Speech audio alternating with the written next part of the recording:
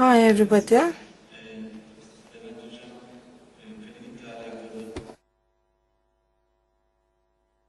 Levent Bey provided information regarding this subject. I'll talk about our daily practices more I'll try to explain in more simplistic terms. We all know what obsession is and means.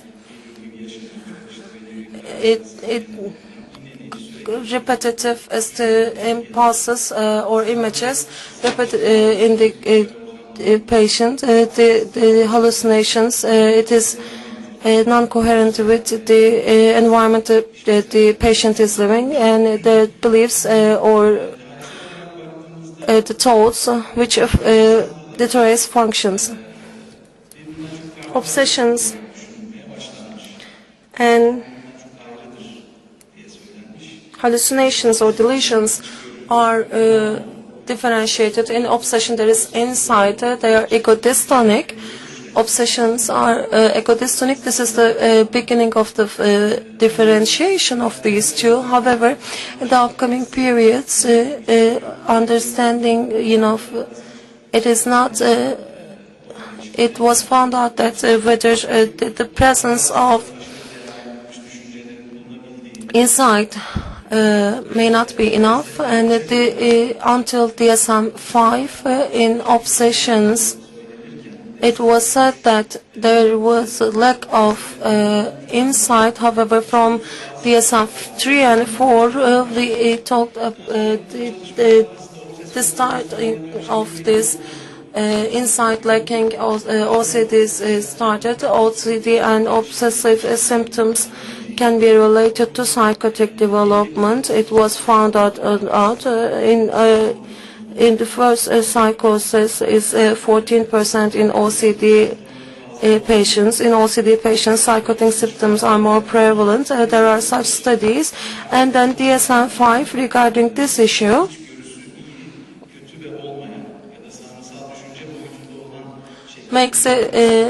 develops an approach whether is insight good, bad, or none, or absent. In the beginning, it was taught as agonist dystonic. The obsessions were taught so. However, the differentiation between the hallucinations or delusions cannot be made. It's taught as a continuity. If, let's say, there's a good insight, bad insight, or non-prevalent insight. So within this context, as an opinion, obsessions can be, whether the obsessions can be related to hallucinations or not, intrusive behaviors, obsessional thoughts, overvalued behaviors, and hallucinative belief, whether it's a continuum or not. I'll explain it clinically.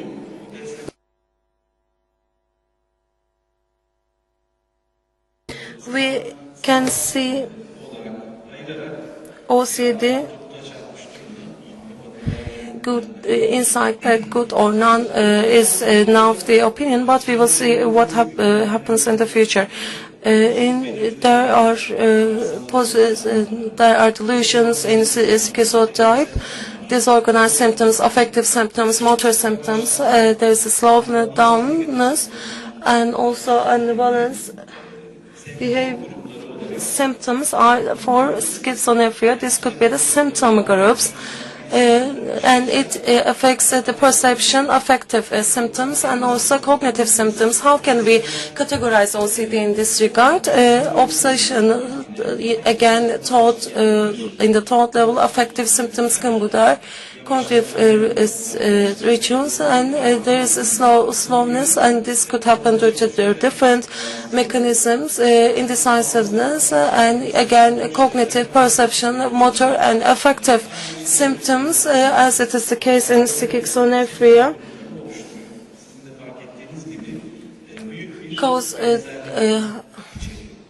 Form the group, and there is a huge similarity, as you can be aware of. There is such a common area. How can we interpret these two? schizophrenia and OCD are different. There could be some common symptoms, and there are different dimensions. There are two different diseases: the commonality, the obsessional thoughts, positive symptoms. If we evaluate on it as a scale, in one part of the scale, there is a magical behavior, and if we continue, there is the assumptions, the delusions, hallucinations. They are in the schizophrenia part. When we consider the insight, it is not as simple as it was in the past. A good insight could be present in schizophrenia, and a lack of insight could happen in OCD. In general, of course, the expectations are different here. Affective symptom can be present in both. However, disorganized symptoms now is within the schizophrenia part. Motor symptoms are present in schizophrenia and OCD. However, they are in different form. Slowness, it's present in OCD and schizophrenia. However, it's said that they are with different mechanisms, omnivalence and pathologic darkness, and the negative symptoms are important here. Again, in schizophrenia part, it is present. So why there is such a relationship between OCD or schizophrenia, or why it's on the upfront?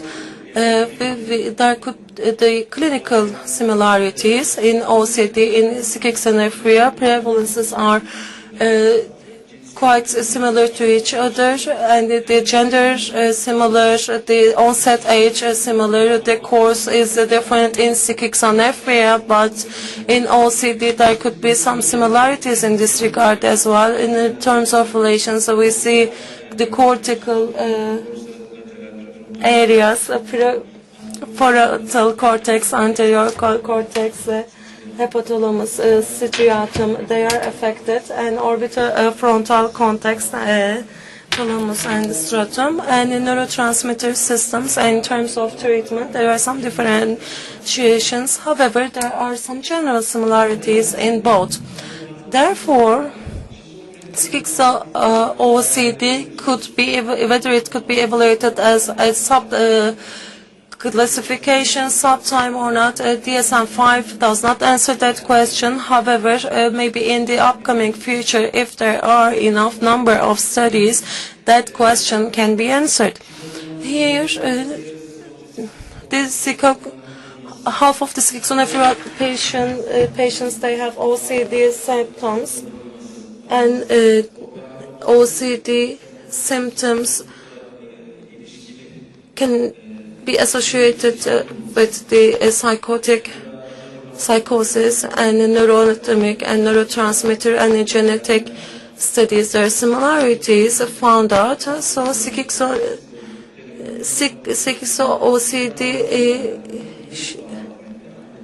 could be in literature. There are promising studies for that, but the number of studies are not enough, as I have pointed out.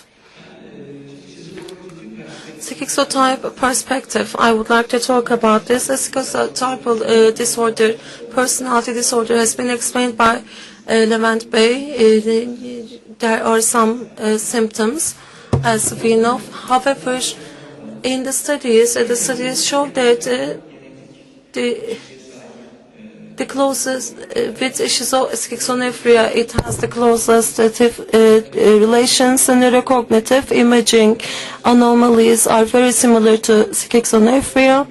And Meal and et al. In their studies, the studies they started and continued.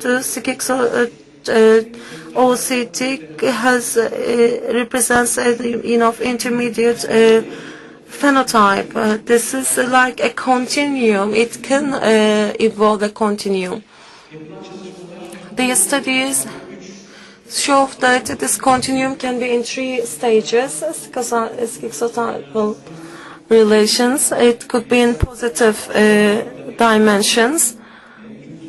There is a continuum in perception level. In negative level, it is a continuum, and in disorganized level, there is a continuum as well. So in these 3 areas, there is the transition to schizophrenia in scientific studies are proven. So, in regarding schizotypal personality disorder and OCD, is there a relationship in schizotype and OCD? There is an association found. However, it's present in many non-clinical studies. The important thing is that it is in a cognitive, perceptual, magical thought. It is present in negative dimension. There wasn't any relationship. And in disorganized, no relation at all. The magical thinking is that thought action causes thought action fusion, and it causes wrong causative relations, and it progresses as OCD. What they say as the golden key is the thought action fusion. I would like to talk about what this is. We all have our thoughts, and we do have the external world, and there is a barrier between the external realities and our own opinions, and with a causative relation we are associating this barrier. But if there is a wrong causative relation, and if there is an increased personal responsibility conception, then the opinion-action fusion happens. The opinion that my wife or husband has a traffic accident can result in a real traffic accident. So I miss the point that the fact that I'm thinking it and the fact that it can really happen doesn't have any connection, and it is it is called as the opinion and reality fusion, and we can start that. The risks are high. If I have the opinion that my spouse can have a traffic accident, it can happen, and if it happens, it's because of my thought. This is the thought action fusion. Our thought is equal to external realities. This is the base of this fusion. There are two types of thought action fusion. The moral one, and the other one is the likelihood. Moral one, unacceptable images, having them is equal to actually doing them. Let's say that while I'm walking on the street, if I have the opinion looking at the sexual organs of men, it means that I'm a homosexual, or having this thought is as bad as actually looking at the sexual organs of the man. And there is another probability approach. Having an unacceptable thoughts is going to increase the likelihood of them really happening. If I think about looking at the sexual organs, then I'm a homosexual. Fortunately, there is absolutely no such system of thought in normal people, or is it true? If I ask you to do something, I want my mom die right now, can you write it down? Not many people can write it down. And there might be many justifications of not being able to write it down. You know, I can write it down, but what's going to happen? But I want my mom to have flu and lie in bed. Maybe it can be written. One is more difficult. Why? The second sentence is actually longer and the other one is shorter. The opinion, the thought, action, fusion is not specific to OCD patients. All of our minds are not functioning properly as we expect them to be. And the sentence, the fact that we can't write the first sentence is that the level of anxiety about the situations that we can face, it happens on the basis of some values. The first one is the likelihood, and the second one is the degree of the disaster, the probability of it actually being happening is not that high, but the size of the disaster is too much. Therefore, our brain is creating a serious anxiety, and then the logical evaluation of the disaster really happening is being missed. With this approach, the obsessions, can they be evaluated on a continuum? Either this exists or doesn't exist. Can we look at that? Not being able to write down, I want my mom dead.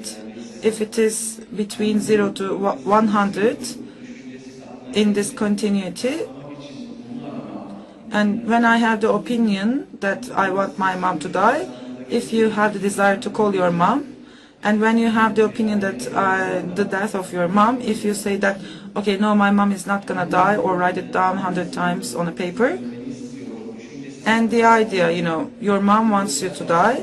If the mom has the knife, my mom can attack me at any time, and at this point in this continuum, because the thoughts that you have in your mind, it's all about accepting it as a reality or not. It's a continuity.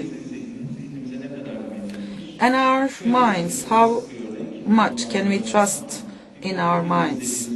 Let's imagine that you're watching a scary movie. It's about the extraterrestrials, and your mind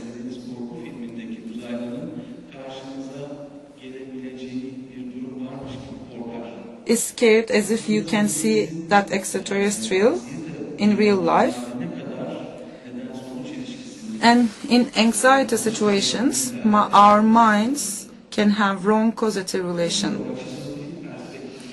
In the perspective of the schizotypal or disorder and the OCD, let me give you an example. Let's say that if you think that one of your friends is going to lose his job, then he's really going to lose his job. But if you look at the signs on the streets 3 times, and if you have the opinion thought that if you do that, your friend is not going to lose that job, then this is the obsession. The autogenous obsession and reactive obsessions. In the autogenous one, aggressive, sexual, or curse, it's not open compulsions. For example, I would like to, when I have the opinion having a sexual intercourse with my nephew, it means that I would like to have a sexual intercourse with him. When I have this idea, I feel excited. It means that I want to have sexual intercourse with him. Of course, you can get excited when you have such an opinion, because this is not a good opinion. It's an ego-dystonic opinion, and it is symptomatic activation can be born, but he interprets it wrongly. If I have such symptomatic symptoms, then I want to have sexual relation with them. Then it means that I'm a pervert, and I need to stay away from my nephew and the other kids. This is Eve and Tej think this way in their hypothesis. Another important thing here, autogenous and reactive. When we divide the obsessions into 2 groups, only the autogenous obsessions are related to the schizotypal and OCD relations. There is no relation between the reactive compulsions and the OCD and schizotypal traits. Schizotypal personality disorder, schizophrenia, OCD, they are interrelated. There are many studies proving that, and many more studies are required in this field. But I think it's an interesting subject. This is my opinion. Thank you.